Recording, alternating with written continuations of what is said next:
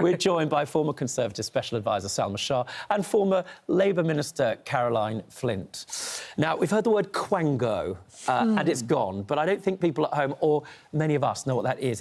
You do, though, don't you? It is a quasi-autonomous, non-governmental organisation. Caroline, NHS England has gone, it's a quango. What is a quango? What does this mean? Well, governments of all persuasions sort of set up what they call these arm's-length bodies to regulate or oversee or advise on public policy matters. So NHS England is clearly around the NHS and provides the strategy and priorities and focus for our health service. But you've got other things like Ofwat that regulates water or Ofgem that regulates the energy sector, skills councils. The government has set up a few quangos since it's come into power. GB Energy is another one. But there's always 27, in fact. So there's always under governments quite a sort of clearing of the house. And on this one, I think the feeling from Wes Streeting, the Secretary of State for Health, and I think he's got a point, is you've got sort of double running. You've got the Department of Health and Social Care doing work on this area of public policy, but you've also got NHS England. It's not quite getting rid of the functions, because what they're going to do is look at the head count for NHS England, the head count for the department, and cut it by half. So it's around 20,000 combined. It'll go down to 10,000, but oversight for politicians will be much closer on it. What do we think, Salma? Because I'm imagining that at the very least Wes Streeting and Keir Starmer would be wanting to frame the front page of the Daily Mail this morning. They've not had great front pages, have they? And this is an absolute singing headline for the government, for a government decision, which is enough of it in itself, but for this particular government decision, which will make them feel, right, we're getting it right. Yeah, I mean, they'll love that headline. It's great for them. But it's interesting that the Mail says that it's going to be great for patients. Well, we don't actually know that yet, do we? Because this is just another reorganisation of an administrative exercise. How this is going to impact your service at the GP, how this is going to impact your service in NHS Trust.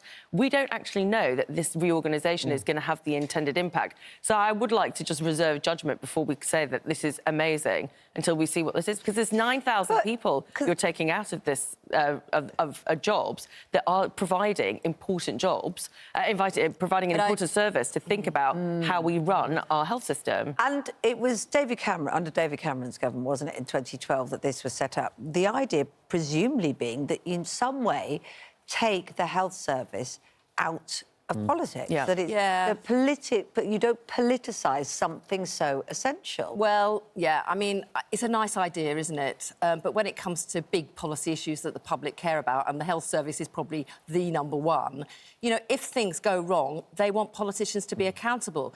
And we already have structures at a local level and regional level to provide some oversight. That's still going to continue. And then, of course, we've got the providers, and there's lots of regulations to keep them in check and bodies that inspect them. But I think this is about saying, what are the priorities? And there's been some double running, I think, where you've got, you know, and it's nothing against the individuals themselves, but you have got people working in NHS England, and some of their jobs are duplicated by people in the department as well. So I think if it streamlines that, and if some of the money that currently funds it goes out to the front line, that's a good idea. But you can streamline it without abolishing the whole thing. My concern is... Yeah, but Lansley wanted to remove it from politicians thinking, oh, we won't get blamed. No, it will always come back to the politicians. That's not what the Conservatives were talking about. It was about giving the NHS independence to be able to make good clinical choices without it being politicised. But it's not worked. But we don't... It's not... You can't just say, sweep away the entire thing and say it hasn't worked at all. If we're talking about duplication, you could streamline it. Look, the point is like any change in government, it just becomes a question of how does this actually change any of the outcomes for patients. It won't help you get a GP appointment any quicker. All it is people fighting over who's more in charge in Whitehall. What does it change? Well, what it changes is, I think, a sense of urgency and focus. And the government's been clear. They want more prevention rather than just treatment. They want more services in the community. And they want but how technology. does removing NHS England help with that? Because I suppose one of the concerns is that generally reorganisations of big organisations, particularly the NHS, hasn't got a great track record. And indeed, already this week, you know, those working in it were told it was going to go down by 50% on Monday. They thought that meant there was 50% of NHS England. Then it became apparent the whole thing was going... You know, just in the last 48 hours, there's been confusion. What does that mean, and how quickly will we see the change? Because it could just be another 4, 5, 6, 7 years of chaos. Well, Jim Mackey, who's taken over from Amanda Pritchard as the Chief Exec of NHS England, I mean, yesterday he was laying out to chairs and chief execs of trusts around the country about what the priority is going to be going forward. So he will be working closely with the department. But actually, as I said, when you look at the combined headcount of NHS England, the department is around 20,000. What the government has said is they're going to consume, if you like, absorb NHS England's department, but the headcount will go down by 50%. A lot of chat about management, right? But what people at home care about is, will waiting lists go down? Will I get to see my GP? And will politicians being in charge make a difference to me and my use of the NHS, especially those that need it? And how quickly? Yeah. And one of the problems is we've got NHS England, but there's NHS Wales and there's NHS Scotland.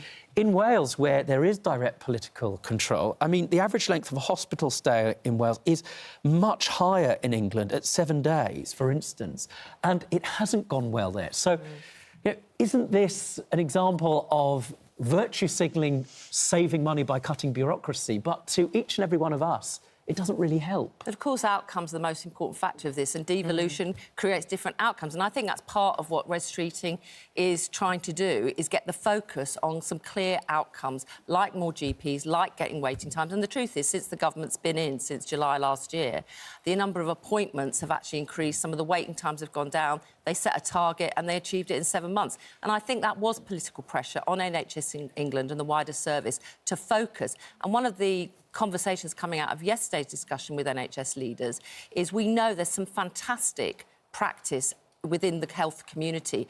I think the question is why in one part of England, trusts are doing really well to tackle waiting times, to tackle diabetes, to get cancer diagnosis happening quicker, and why it's not happening more. And I think what government want to do is focus in on, look, there's best practice, everyone should be adopting the best practice. And in some ways, that hasn't been the case under NHS England. Is there any chance that in this reorganisation, doctors, indeed senior nurses, and people with medical qualifications who are doing the work might get more power?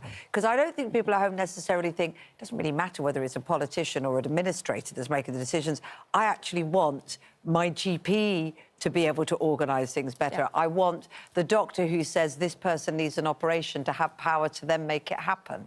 Do you know what I mean? And I haven't heard anything in this first announcement about that. Well, they will do. And a few weeks ago, we were discussing, you know, changes for the GP contract and how they're quite pleased, actually, the GPs. They're going to get more freedoms to recruit more GPs, which was restricted to some extent before, and they're going to be able to do more of what they want to do. And likewise, part of the deal in this is actually allow the providers at the local level to do their job. And by that, I mean the clinicians to be able to make sure they can have more flexibilities to deliver the services their communities want. Can I just say, though, this is exactly what was said at the beginning of the coalition government about what we would do in order to tackle it by creating independence in NHS England. And I think it's a terrible sweeping thing. But it's independence at the local level that's more important. Right. So if independence is more important at the local level, then why just abolish this quango and create this unnecessary more hurdles, basically, for administrators and create a lot of confusion and a lot of chaos? I don't think you're going to get the outcomes that you want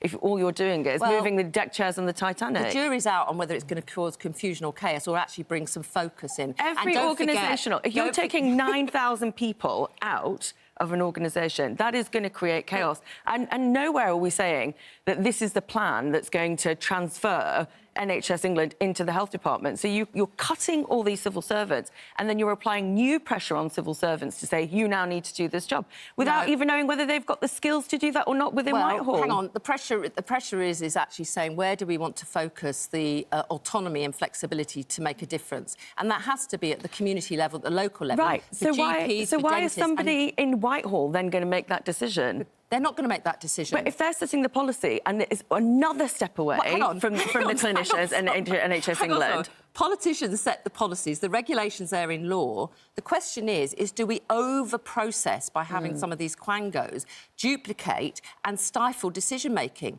And, you know, this is not taken away from some very talented people, including clinicians who work for NHS England.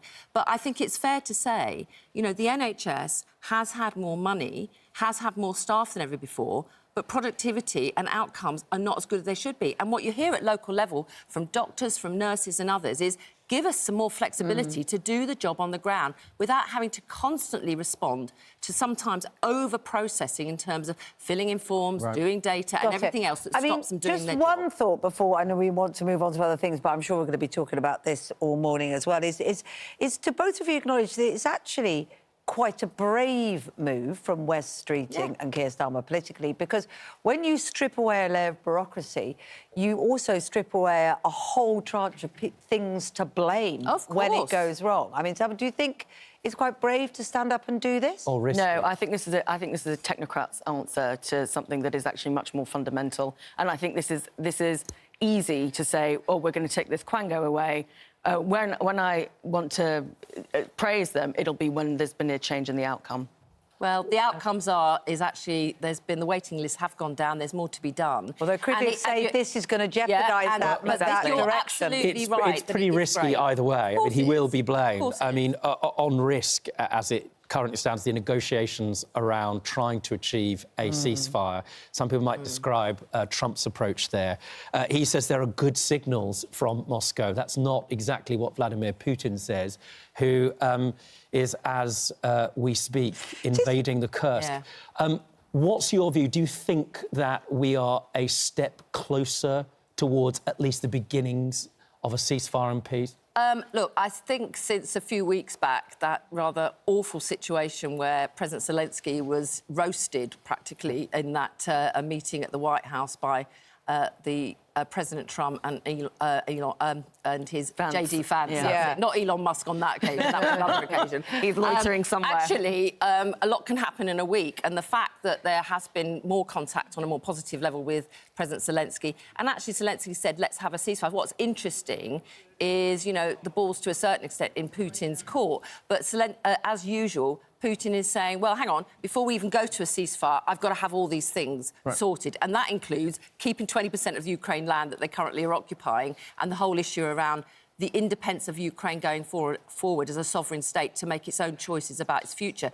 So it is going to be interesting. But at least I feel we're a bit further forward. And what it certainly has done has got European countries that are members of NATO to step up on their defence spending. So I think that's a good outcome as well. But when you look at what he actually says, yes, I like the idea of a ceasefire. So, yes, I like the idea of peace. However, I want it on my terms, and I don't want there to be a reason to go back on it. In other words, the reasons that there was a reason why, of course, he wants peace. Everybody wants peace, but he wants it with the borders and all those things you described in place.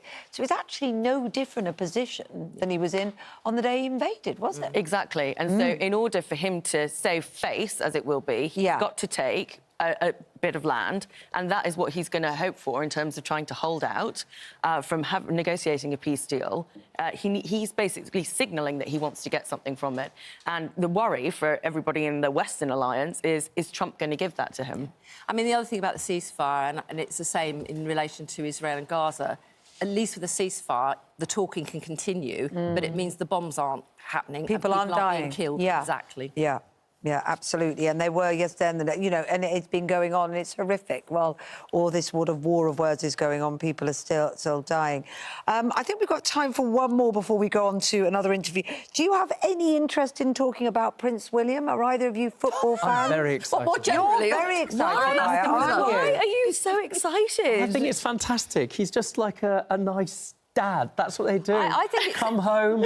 The servant's not about get on a forum. When you say about the dad thing, Rob, but apparently Prince William has this sort of superstition type of thing. He moves the kids around. And I'm visualising him. What do you mean he moves the kids around? Picking up Prince Louis and putting him on another chair at half-time. Or people have lucky chairs and oh, you were wearing that top, Mrs. Why is he moving the kids around? Because what does that change? When it won, they were in a certain part of the palace. Positive energy. Just don't understand. Around again. Half my family wear lucky pants for Tottenham, and it works every time. That's how it works. Yeah. Okay. Hasn't gone well so far this season. You get the point. Well, look, we're going to talk about something else now, which I know you'll be interested in, because we've talked about it already, actually. Top judges have hit back at accusations from MPs, haven't they? Claiming they were imposing a two-tier justice system that could favour ethnic minority and transgender criminals. Yeah, the row comes after the Sentencing Council, which advises judges in courts in England and Wales, issued new guidance on when a court should order a pre-sentence report into an offender's life, including factors such as their ethnic background, faith and gender. Shadow Justice Secretary Robert Jenrick has accused a body of leading judges of blatant bias against Christians and straight white men. And he joins us now. Now, Robert Jenrick, just to be clear... Good morning. So people... Good morning. So Good morning. People understand. A pre-sentence report, right, that's ordered after a person is found guilty or they plead guilty. And what it is, it's there unless somebody's committed a very serious offence, as you know as a solicitor, where a judge says, right, there's no point having a pre-sentence report because I know what I'm going to do with you, you've got to go to prison. It's where somebody is a good character, never been to prison before, or it's a situation where the judge doesn't know how long to send the person to prison for, or they're deciding between prison and probation. In a piece that you wrote in The Express, you wrote that a pre-sentence report is the first step to getting a non-custodial sentence. You know perfectly well as a lawyer that's not how it works, so why would you say it? No, look, pre-sentence reports exist to give information to the judge when they're making sentencing decisions, and they do tend to lead to more lenient sentences, to non-custodial sentences. Well, how... the point what here, evidence Rob, do you have of that? That's not what happens. Judges are informed by a person's life, the probation service provides them, and the judge then makes a determination as to whether or not to send them to prison or whether or not there's a community disposal. What evidence do you have that a pre-sentence report in front of a judge will lead a judge to a more lenient sentence? Where's the evidence for that? Well, because if you have a pre-sentence report, that is usually the first step on the road to getting a non-custodial sentence, because it informs the judge about the individual circumstances and why that might be more suitable to them, how that will be managed in practice. Do you have stats on how often it leads to that? That is what the evidence overwhelmingly shows. But the point I'm making is that regardless of whether you support pre-sentence reports or otherwise, or what role they might serve, why would you merely give these to certain cohorts of society and not to everyone? Because I think what we can all agree on is that a fundamental principle within our system should be equality of treatment under the law. Well, and what's being proposed here by the Sentencing Council is biased. It's saying that these pre-sentencing reports will be available predominantly to women, to transgender people, to ethnic minorities. Here's the good news. Not well, the good news, predominantly Mr. Butler, to white men, I hear you, but the good news to is that... Christians. forgive me, but the good news is that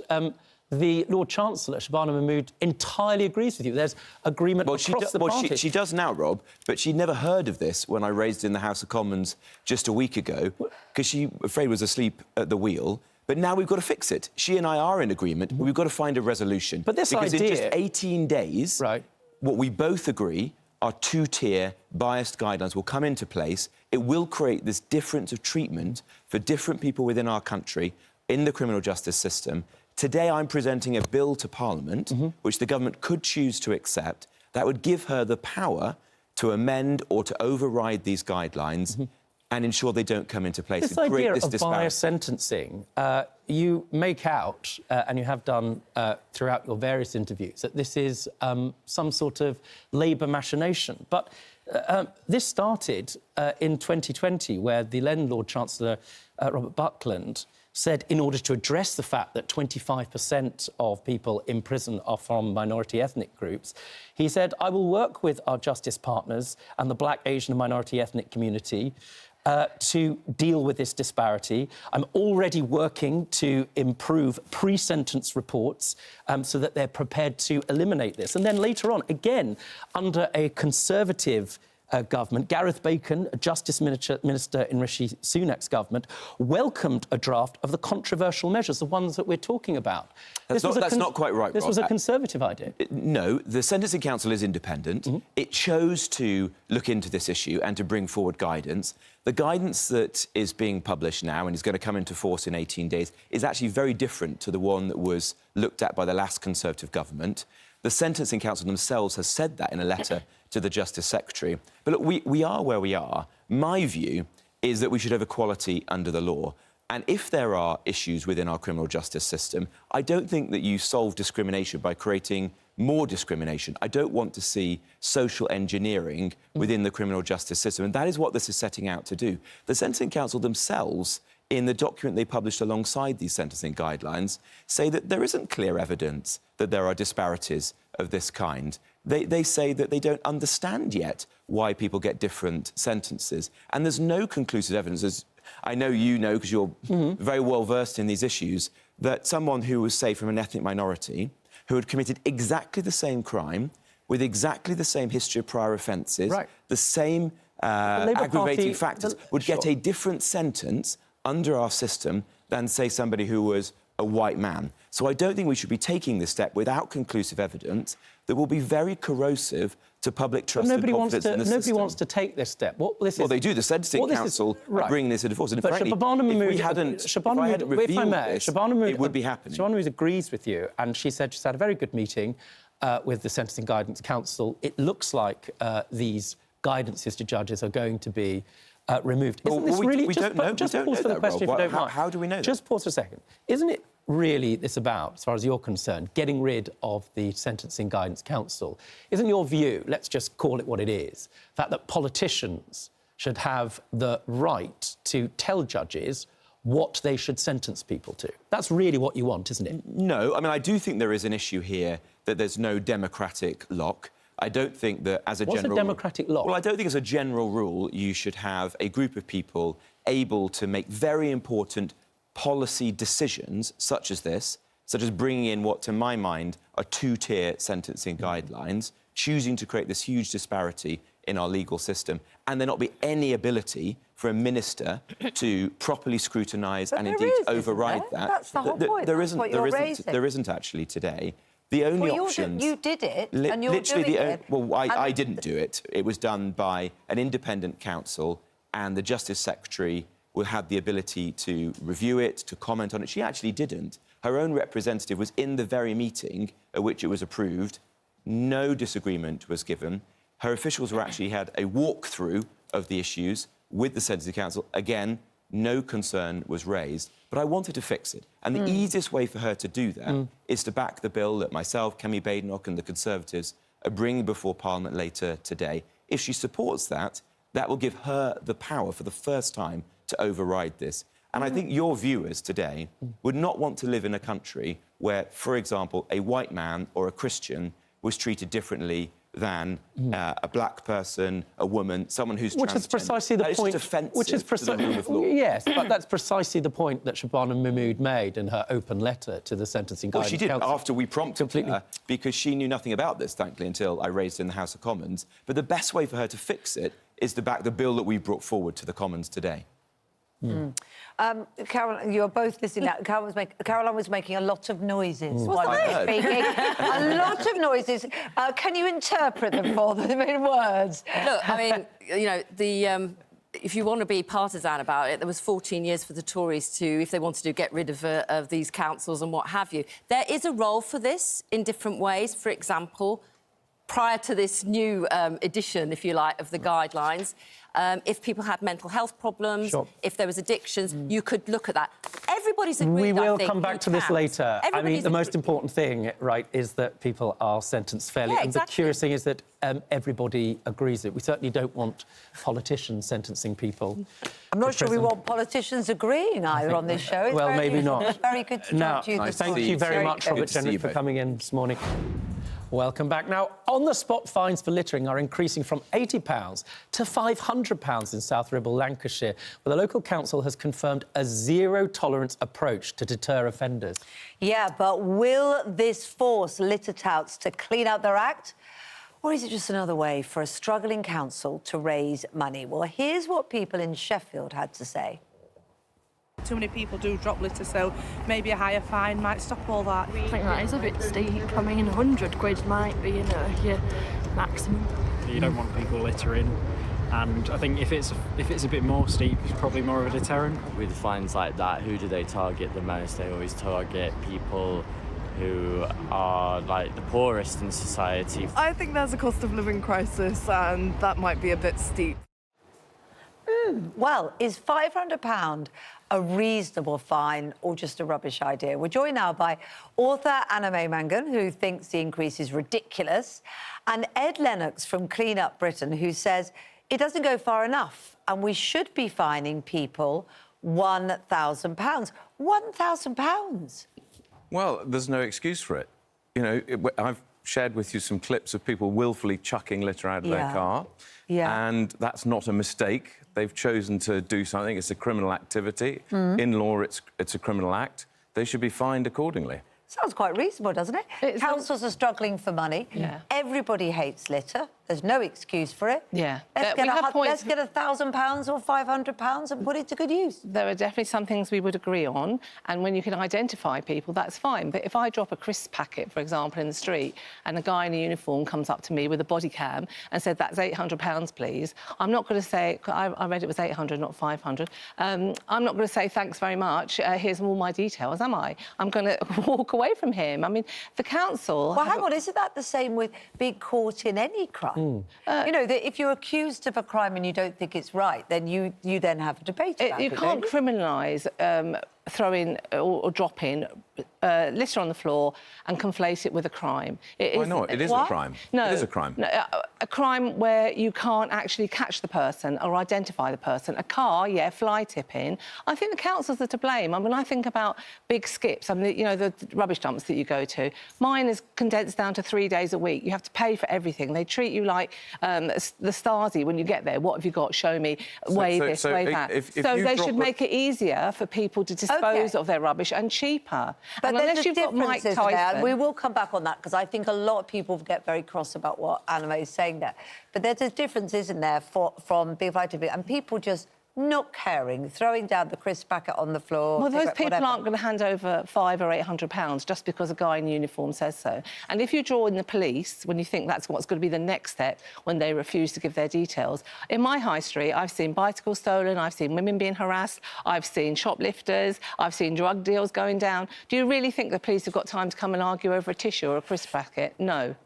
I don't think we're suggesting that, you know, where there's not captured evidence, it's going to be tricky. I mean, obviously, you know, you need some photographic evidence. If you've got photographic evidence, so Anna May saying, you know, it's a way of innocent people being fleeced by councils, rubbish. If we catch them, bang to rights like we at Clean Up Britain have about 100 sites that we're monitoring over the UK, we catch people. Yeah, why does it need to be any more difficult than traffic offences? I don't understand if you're caught on camera... I mean, actually, traffic wardens are on commission, aren't they? And they're making money for councils. Councils are abusing taxpayers' money. Traffic offences on camera, though. Yeah, well, why should it be any more complex than that? But where do they stand? You'll often find wardens outside shops and places like that where they know... I've read stories online about these rubbish guys standing near an overflowing bin because they know that when someone puts something on it, it's going to fall over and then they can nab them. You're right about being able to identify people, though. In cars, of course, you've got a number plate on the side of the roads where people throw rubbish. Great.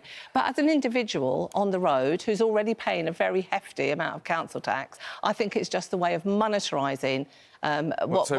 because you pay council tax, you think it's OK to just bung rubbish? I think it's a way of the council exploiting for more money. No, it's and not how exploiting much does it anybody. Other people who are going out littering are exploiting their communities and just ruining it. So is there any amount that you wouldn't spend on an individual who drops rubbish? Because they'll probably have to go in pairs because it's not safe to approach people. They've got all the new tech. They're going to have to spend money on that. So it's not safe to approach people who are littering. That's a problem culturally. No, it's got a major problem. All right, then you go anywhere when you leave the studio and ask someone for £800. What are they going to say to you? No, I'm not going to ask them for £800, but I am going to pull them up for littering. The point is it's a deterrent. Some people would say it should be like Singapore, where you should ban chewing gum, and frankly, there ought to be prison sentences for people who mess up and foul up their communities for everybody else. Well, two blokes in the uniform with a camera on is not really a deterrent, is it? Because they can't do anything about it. The council should be... There should be bigger bins, more collection services, free skips. For example, I wanted to get rid of an old mattress. It cost me £30 with my council.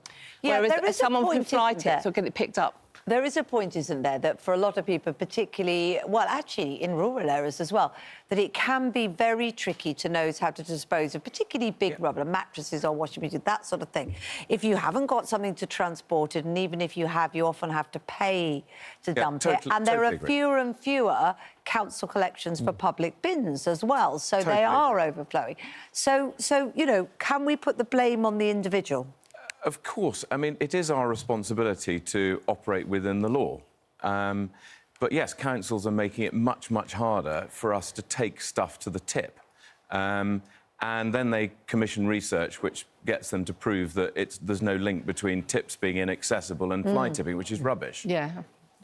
Sorry. Well, you know, I suspect that it's relatively straightforward to issue a fine. If you don't pay it, you can go to court. If you continue not to pay, you go to prison. Issue a fine to who? Or... But we asked you at home whether you thought £500 was a reasonable fine for littering. 74%, that's three-quarters, said yes, and only 26% said no. I have to say, so people are very happy about this. Yeah. They think it's a good way forward. My solution would be La La Land, where people would have to actually pick up their own rubbish and someone else's. And well, not get people fined. at home are suggesting that. Let's have £1,000 and also let's make sure that people then go out litter picking as well. Yeah. Hear, hear. Couldn't agree with that more. Back to the breaking news this morning. The UK economy unexpectedly shrank at the start of the year in a new blow to the Chancellor's ambition to kickstart growth. Officials' figures published in the last hour and a half show it dipped by 0.1% in January. Now, the Office for National Statistics says a slump in manufacturing was largely to blame, but of course it will have implications. Let's speak now to the Health Minister, Karin Smyth from Westminster. We absolutely want to talk very much so about the scrapping of NHS England. But this breaking news this morning, I wonder how it will impact on this. This is a government that's absolutely nailed its colours to the mast on growth being the key. Rachel Reeves this morning saying we need to go further and faster, and we've heard that a lot, and yet it's shrinking in an unpredicted way, and that's got to have an impact on what you can do, hasn't it? I mean, absolutely. As the Chancellor said this morning, we are in really volatile times, and we set growth as our number one mission, along with others, including my own area of health, because we know that the impact of the last 14 years has been so damaging, and that is long-term damaging, and that's what we need to change. That's why we're focused on giving people the skills to get back into be a more productive economy. That's why we've had the planning changes that we've seen this week, and that's why the area that I'm here to talk about, the NHS, getting people off waiting lists, back to work, being more productive, both good for them and society, are also important. So, yes, we've seen that this morning. It's been better the last few months. It's very low, though. We absolutely understand that. The problem is, you know, that we know you want these things, and we know that this is a laudable ambition. The problem is that is, since December, a drop of 0.5%. So all those things you're talking about, and those things you put in place, don't seem to be working, which is concerning, I imagine, for you, because growth is key to all the plans that you want to do. Growth is key because it's key for the country, it's key for individuals. Well, of course, yes, but it's not working and it's not happening. So I guess how worried are you that suddenly, inevitably, which economists are already saying this morning, Rachel Reeves is then going to have to cut public spending, tighten the belt? We are worried. That's why we made it number one to grow the economy, and it's going to take time. The Prime Minister has always talked about a decade of national renewal. We talk about long-term planning in the health service. My goodness, we're not going to see growth for a decade. I'm sorry to interrupt you, but that's concerning, I imagine, for you. No, we will see changes in the economy, of course, as we go. We've already seen changes in the health service. We've seen more appointments. Sorry, I'm going to have to interrupt one more time, I promise, because we are seeing changes and they're changes down. I just have to understand, because we know there's a statement coming up very soon. We know that there's an announcement going to be made. Are you now fearful that there are going to have to be tightening of the belt, I think is the nice way of putting it, cuts in public spending, which will impact the NHS and all those things you talked about, like getting waiting lists down? We know, and we've already started that process in what's called the spending review, that every single department is being asked to look at its spending to focus it on those key missions and getting back growth. And that's in part what this announcement we've had today about NHS England is about. It's about changing the way that we spend taxpayers' money to make sure that the things that they need to happen, that the changes we made, the promises we made about cutting waiting lists, getting people back to work, about building more houses. That's what needs to happen. Just to be we clear, need to focus. We need to focus the whole system on getting that done. Minister, I think that the point is you're here to say you're scrapping NHS England because the buck stops with politicians and because work was being doubled up. Most people at home don't really care about that. What they're worried about is that there were record numbers of people waiting 12 hours in A&E in January, and the NHS is still currently failing to hit its target of seeing 95% of patients in 4 hours. So these changes might be laudable, and, of course, across the aisle, the politicians from the Conservative Party are clapping you, as are, for the first time, press that have otherwise been hostile to you.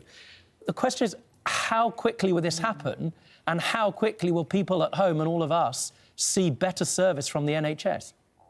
Well, I agree with much of what you said there, Rob, because it is a bit of a back-end function that people don't see at the front end of clinical service at NHS England. I think people are surprised to find out that NHS England was not accountable to the government, to the Secretary of State. They'll find it's quite surprising that it was independent and it was doubling up. So that is about us bringing that back in-house to make it democratically accountable. We want to be held accountable for the promises we made and directing services to the front line. In 2010, there were half the number of people and twice the value of services. We didn't have these waiting lists and patient satisfaction was high. We need to get back to that. And these changes are absolutely about focusing on making that happen. But it's also right, it's right, isn't it? Put up with the services they're getting. It's right, Minister, as well, that what you're saying, in effect, is that let's not have someone separate be responsible for this. The buck stops with me. I'm the person in charge and the Secretary of State. And that's why you decided to get rid of this thing called a Quango, NHS England. Now, two questions I've got. Firstly is, that hasn't gone very well in Wales, where things are worse than England. And also, if in principle you think these separate organisations, Quangos, are bad, why have you as a government created 27 of them since you've been elected in government? I mean, there are too many to mention. The Solar Task Force, the Border Security Command, British Infrastructure Task Force, Defence Innovation, I could go on. If Quangos are bad and the buck stops with you, why are you creating more and more of these things? Well, in some cases, having organisations like this get to the problem quicker and are more agile. NHS England consumes over £192 billion of taxpayers' money. And I think the size of it and the duplication of functions between it and the Department of Health is not working for patients. It's actually not working for the staff. The staff are brilliant. I'm a former NHS manager myself. I know this is difficult, but the duplication is huge. As I said earlier, in 2010, we had patient satisfaction at record levels, we had waiting lists low, and we had half the number of people working in these bodies. That's not acceptable for the future, is it? So we can expect to see results very soon? I think we've already started to see some, and we want to go further and faster and make that happen quicker, because that's what taxpayers deserve. OK. And how quickly do you think we will actually see the changeover take place? Because it's the chaos of that which can become expensive when we start to see the hundreds of millions that Wes Streeting has said will be saved. I mean, change is difficult, and that's why the previous government didn't do it. I don't underestimate how hard that is. We'll be talking with staff on Monday directly and working with them and the trade unions to make this as easy as possible. I know this is difficult. These are good people. They have been failed by the system they're set up to work in. But we have to focus on getting the NHS fit for the future. That's what we were elected to do. That's the change we've promised the British public. People can't keep being on these waiting lists. People can't not have access to GP services, care in their community. We have to meet the digital age. We have to make these changes.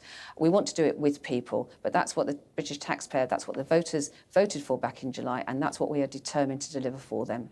So the lack of growth is not going to in any way affect the scrapping of NHS England, and will it also affect the concern that we've had on this programme all week from people of cuts in the welfare budget, particularly the disability budget? There's people that cannot work who are terrified that these changes are going to mean that their benefit is cut. Again, it's a period of uncertainty, and we'll make sure that we announce those changes as soon as possible. But again, 1 in 8 young people are let down by the current system. We have to get people off these waiting lists. It's bad for the individual, it's bad for them and their friends and their families, it's bad for the country. I think people know that. We understand it's difficult. We are prepared to make those difficult decisions. That's what the Prime Minister is determined to do. He's absolutely right. And I think in the long term, that's what people expect, and that's what they expect us to do, and that's what we are determined to deliver for them. OK, well, we'll hope to have clarity about the short-term effect and changes the next time we speak, but thank you very much indeed. Returning now to our breaking news and the UK economy, which contracted by 0.1% in January, dealing a new blow to Rachel Reeves before the spring statement, which is later this month. We're joined by former Conservative Special Advisor Salma Shah and former Labour Minister Caroline Flint. I mean, talk about unwelcome news. You heard the response of Karin Smyth, who I have to say doesn't really answer questions at all. But you know, it's quite clear that Labour have hedged all of their future planning on the economy growing. They've made clear that they're going to be the fastest growing economy in the G7. It's failed. This will be disappointing news because it was predicted there'd be a 0.1% increase, actually. And, I mean, overall, in terms of the 3 months as a whole, there has been increase, but is this weak growth? And the factors behind it seem to be, you know, slowdown in manufacturing in particular and in construction, 2 areas that for sustainable growth going forward, we've got to see an uptick. And, of course, we've got the spring statement, I think it's 26th of March coming up. We've got, obviously, going into the next financial year, council tax going up, energy bills going up, water bills going up. This will be of concern, and we've yet to feel the impact of any potential tariffs coming across the pond from America, affecting our economy too. And in your view, then, how big of a blow? Enough of a blow that she then, Rachel Reeves, has to go, crikey, you know, I've already tasked people with cutting, you know, from areas and trimming off any fat, although I'm sure those departments think there isn't any fat, but already that's happening. Am I now going to have to reduce public spending and squeeze the plan? Well, the pressure will be on because businesses will be saying, well, you've already made us put up national insurance. We don't want to see anything coming up that is going to put more pressure on businesses in terms of their costs. So where does she go? And, of course, public spending is part of that. We've already seen, I think, a sensible decision about increasing defence spending, but that has been at the cost of international aid budgets as well. And, of course, the current debate about what's going to happen with welfare spending. So, again, it is important as part of the spending review that every department is accountable for what it spends, and if there's money to be found, they should find that. But growth is a difficult thing, and some of the big things that they're doing around infrastructure and planning, I think, are important, but they're not going to happen like tomorrow. When do you see the results? This is the thing. We kept asking Karin Smyth, all very well, you restructuring, but we need quick response. People need to see changes, not least because record numbers of people waited 12 hours in A&E. That's most people's experience in this country. Yeah, and I think the difficulty is that when you get a contraction like this in the economy and at the same time you've got this massive reform that you're performing on the state, you can lose confidence really quickly. And I worry that actually what's going to happen is that the government loses its confidence and then the markets start to lose their confidence and business starts to lose its confidence. And we need to see some change. And unfortunately, I think the spring statement is going to be a very painful message that's going to be delivered to people. You're not convinced, are you, that scrapping NHS England, you were saying earlier on the programme, is the way to go? In the light of the new figures, which it is slightly down, you know, we don't need to get hysterical, but as you say, it was predicted to go up and was much better in December. Does that mean that this is literally the worst possible time to be scrapping this and changing it? Well, I absolutely think so. And Yeah, we will You disagree don't, on this, Caroline. but it's the wrong thing to do at this time when the service is already under pressure for everybody to be wasting their time on changing management around. But then you just said they need to have confidence. So having announced this and having seen this, wouldn't it be a lack of confidence if it was delayed or watered down? Well, they may well pursue with it, but, you know, in 5 years' time, are we going to look back and go, what was the point of that reorganisation? What's it actually changed? Because I can't see the pathway. All I hear is that we're changing the process to achieve what? Look, I think, you know, simplifying the sort of direction that local hospitals, GPs gets by, instead of having two bodies and sometimes running in tangent, duplicating each other, NHS England, the department, is a good idea. It's going to happen over the next 2 years, the change. But the fact is we need to give the front line the opportunity to get on with the job, realise the resources, extra resources the government has given them, and give them flexibility to make a difference. And I think anything to put more flexibility onto the front line, but also resources from savings from NHS England is a good thing. And making sure there are more doctors and nurses and waiting times go down. People don't want to wait 10 years for a new development. They don't want to wait that long to see a better access to their GPs and to dental care and, of course, to welfare. But we wait for the spring statement, I suppose, to see what happens. It is. Watch this The boldness of it. Good to talk to you this morning. Delightful.